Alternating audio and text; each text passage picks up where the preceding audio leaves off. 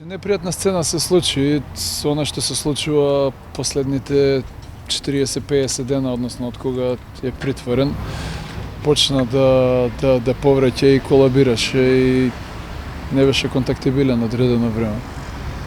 И сега е дојде брза помош и однесена на понатамошна инвестигација во, не знам во која клиничка болница, дали беше 8 септември или не знам.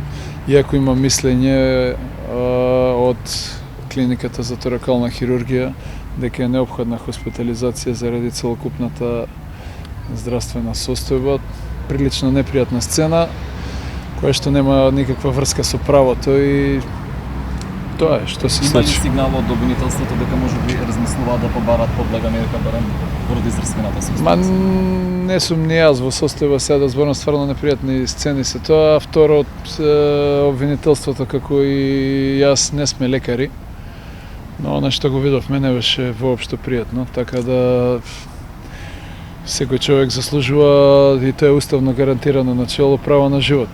Сега јас сметам дека секому мора да се даде адекватна медицинска нега, независно дали и што сторат.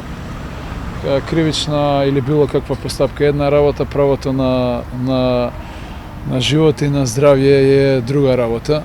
Не случајно е сега однесен хитно во болница и не случајно до сега најмалце 20 пати бил на субспецијалистички прегледи, има мислење дека е неопходна хоспитализација, па ќе видиме. Толку можам за сега да ви кажам, а понатаму ќе ви известам.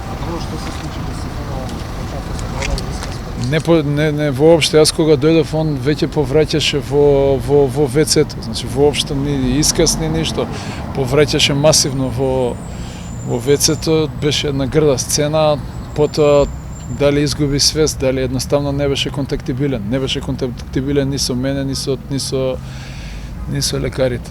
Многу грда сцена која што е прилично мачна. Толку би можел да ја кажам. Благодарам.